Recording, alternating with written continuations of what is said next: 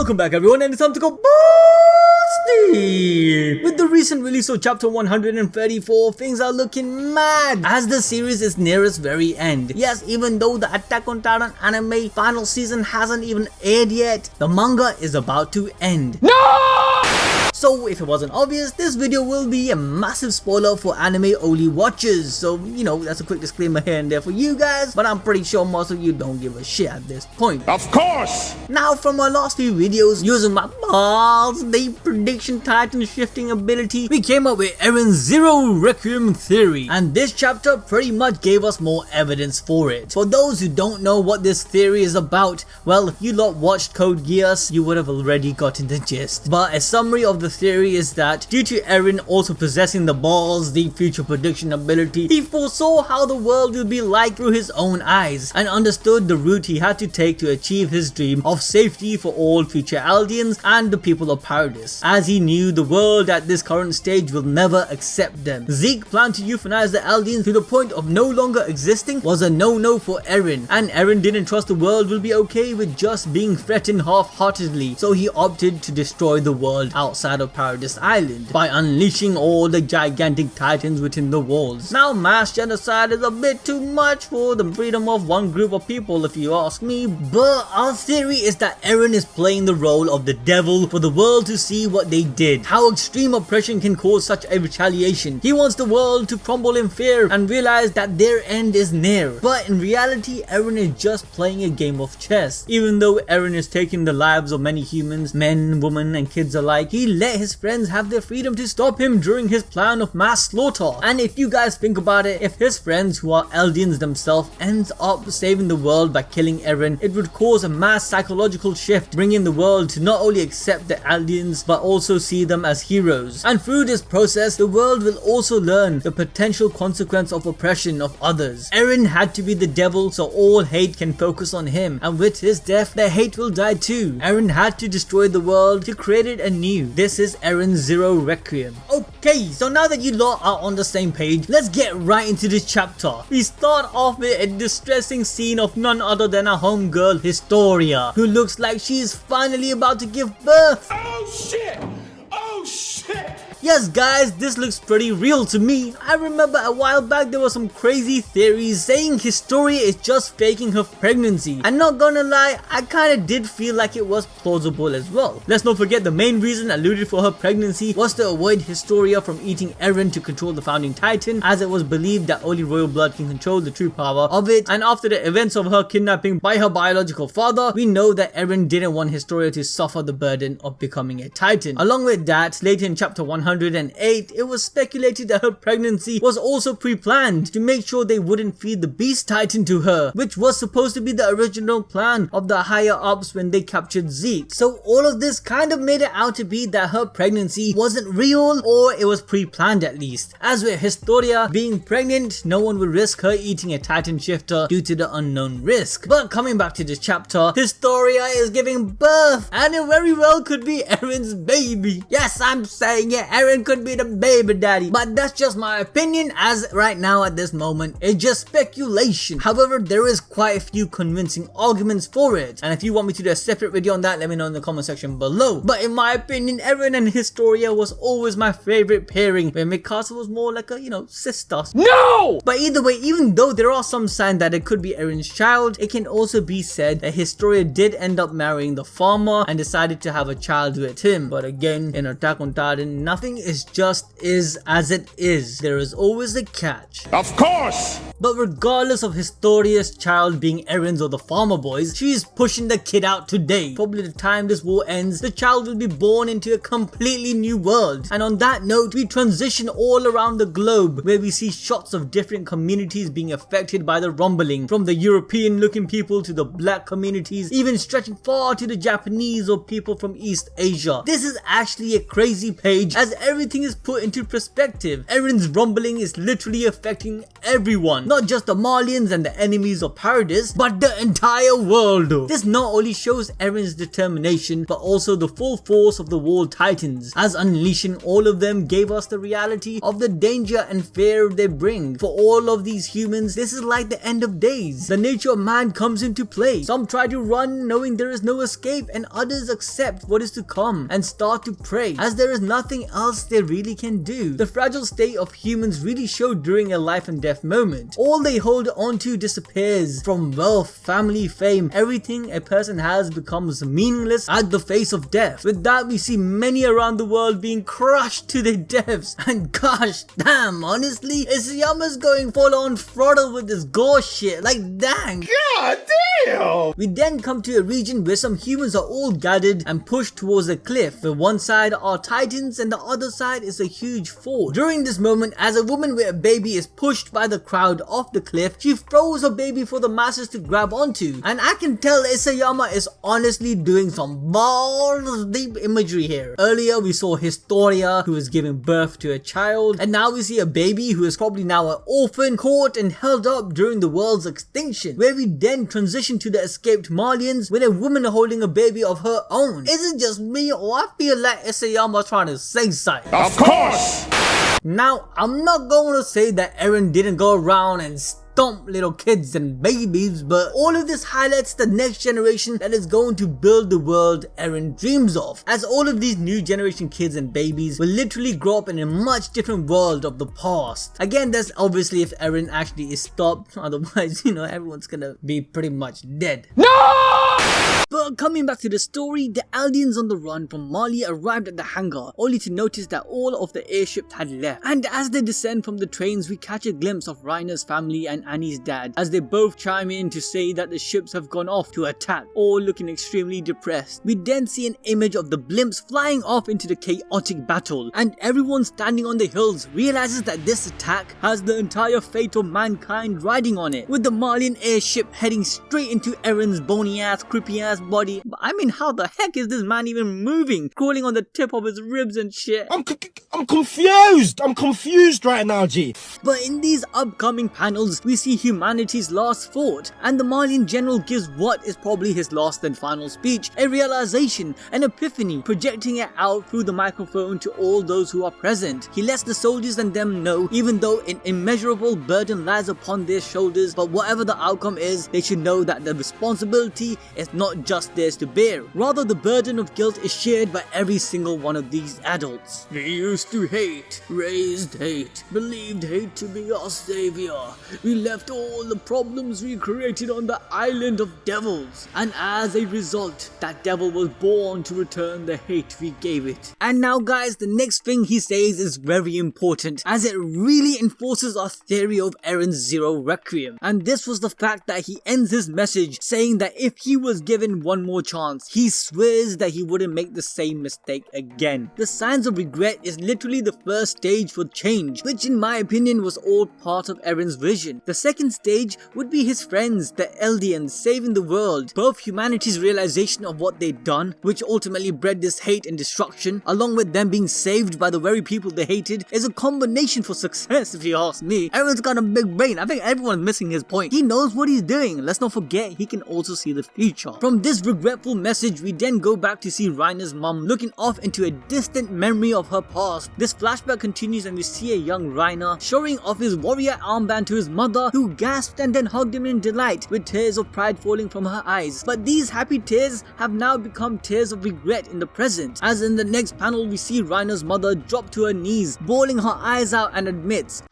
"Use them as a tool of revenge. I use them." Oh shit, sorry guys, I'm butchering this. And there seems to be no sign of intelligent life anywhere. But Reiner's mum continues to confess that she never did anything for him as a mother, which to be honest is quite a hard pill to swallow for any mother. But Annie's father, Mr. Leonhardt, feels the same sentiment as he continues to console her. In the background we hear the announcement of the final Marlian attack on the Titans. "I'd like to ask all of you to make the same vow that you are done with this age of mutual hatred hatred, and that you will usher in a world where we show consideration to one another. That here is where we say goodbye to our monsters. But with that battle speech and hope for change, the airship gets into formation ready for an immediate attack. We then get an overview of the ships flying above the giant wall titans and our creepy ass looking protagonist Eren in his titan form. And this is where we get a true scale of his titan compared to the already humongous wall titans, who are just looking like silhouettes being towered over. All of them giant ass bones, with his arms being held up by some kind of wires like a puppet from his spinal bones or something. Look at this shit, I don't know how to even describe it. Isayama Sensei really captured the eerie and creepy look down with this titan form. Anyways, continuing on, we get a macro shot of Eren's darkened titan eyes, who notice something above him. We see a large flash above Eren as the ships moves in. It was at this point Eren started closing in, causing the Malian soldiers to go, "Nani? The attack titan is moving!" So the general proceeds to tell the ships to drop all the bombs they got. However, he was informed the altitude was a bit too high. But in this dire situation, the big boss is like, "The enemy won't wait. Release them immediately." We witness the ships unleash their load as the bombs barrel free fall one by one, with one even colliding at the wall titan's head like a paper ball. But this ball packed a punch, cause the next panel we see some stuff raining from above the sky, and it's not justice. Seriously though, this is some Blitzkrieg level attack as the bombs are going off all over the attack titan and the wall titans. Reiner's mother and the other Malian Eldians watched in anticipation from afar, but the soldiers informed the general that despite the flashy spectacle, they have quite a low accuracy. But my guy didn't want to hear any of that. He just told them to keep on going.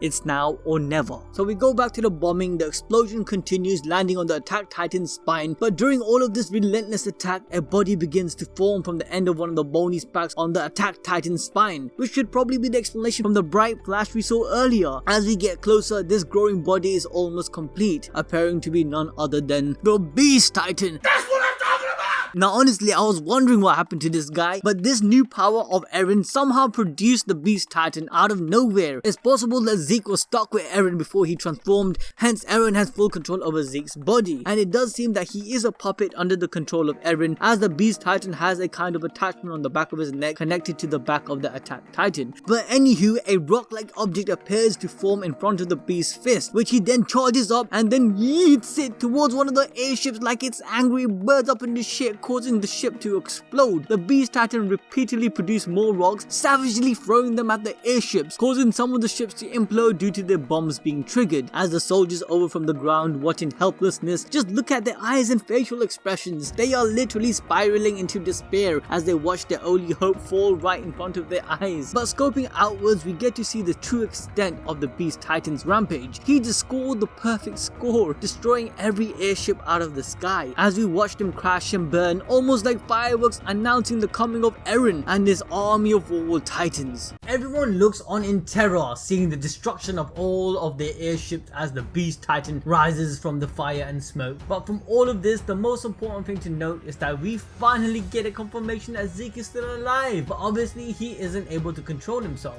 He's just a mere puppet to be used by Eren now. But Zeke being alive has some impact on the characters like Levi and what it means for Eren. It's entirely possible that Eren still needs Zeke to control the founding titan power. But at the same time, we know that Eren freed Ymir, presumably getting rid of the royal blood requirement to use the power. But either way, most importantly, Levi can finally kill Zeke. And like Levi has been after my man's neck for what has felt like an eternity. Anytime he sees the man, he goes, "I'm gonna kill you." And it's for this very reason why it's likely going to be Levi who delivers the final blow to Zeke. Because let's not forget what the Beast Titan, yes Zeke, what he had done to Captain Eren, where Levi then made a solemn promise to kill the Beast Titan himself. But getting back to the chapter, we see multiple families looking at the incoming Titans, embracing each other ready for the inevitable. We see Mr. Leonhardt and his dad talking to Reiner's mom Karina.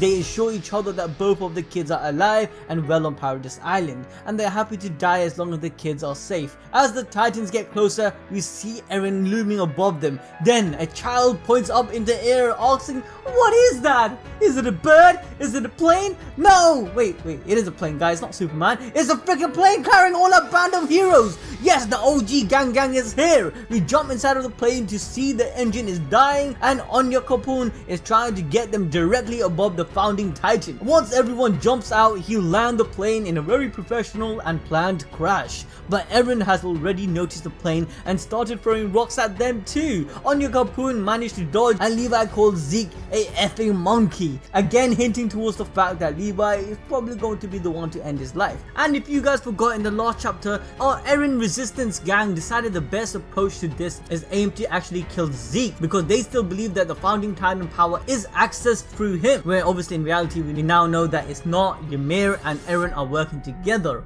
but unfortunately they don't know that. So even if they do kill Zeke, it won't change the course of action. They have to kill Eren. But as everyone mentally prepares to do whatever they need to stop the rumbling, they finally jump out of the plane, dodging rocks, and fall towards Eren. We see Peak pull a ton of TNT with her, and Reina bites into his hand, causing a massive explosion of light above the Titan and Eren, where obviously he goes into his armored Titan form. Now exactly how are they planning on stopping Eren? Once they realize that killing Zeke won't be enough, are they just planning to rip him out of his Titan? Well, seeing Peak with all this TNT makes their plan pretty easy to work out. They're likely going to find where Eren is in the founding Titan and use the Titan to blow it open, then rip him out of it using one of their own Titan. Or they might just be planning to blow Eren up completely after finding him. However, more than likely they won't be able to find Eren, as you know that he still has the Warhammer Titan's ability. He's able to completely hide himself, and as they mentioned in the last chapter, he could be even in the ground for all we know. So what's next? So we know that Falco, Gabby and Annie are on their way to the battle to help.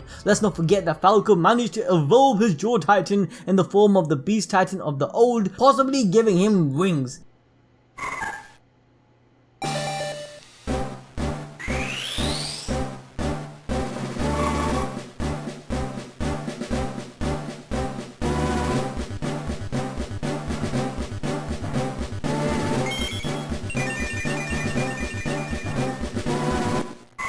I'm a bird.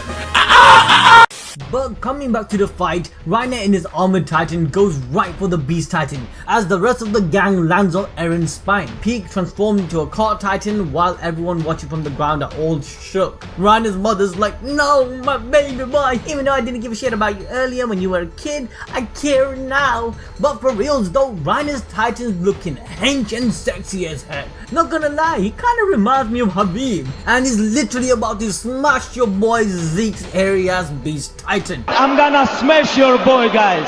I'm gonna smash your boy.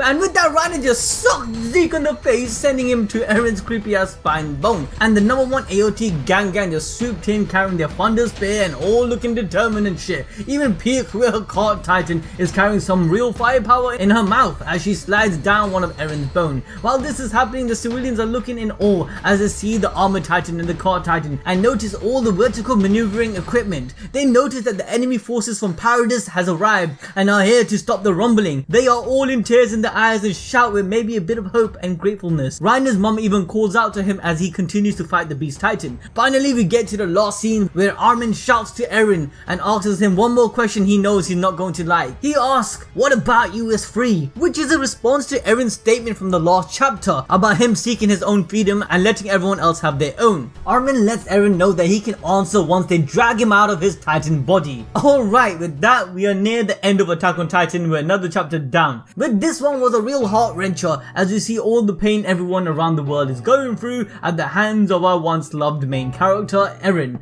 But once again, it goes all the way back to our theory that Eren's Zero Requiem is unfolding just as he planned. He played everyone like chess pieces because he knew that if the world saw he is being stopped by the Eldians they hated, they would realize that they weren't island devils. They were victims of unjustified hatred, and they are actually protecting what is left of humanity even after being targeted and hated by the world. Now some of you guys might be thinking, if Eren is planning to lose to his friends, well, unlike Lelouch, Eren is alone in this plan. There is no Suzaku, and he has to convince his friends to kill him to save the world so their end result will be true. It would be something real rather than something staged. And that's my analysis on how Eren is thinking. I know there is a lot more theories out there, and I have a couple more to go. So if you guys do want me to cover them, please do let me know. But with that guys, at the end of the video, make sure to smash that like button, subscribe subscribe, hit that notification bell, check our merch, and till then I'll catch you guys in the next one.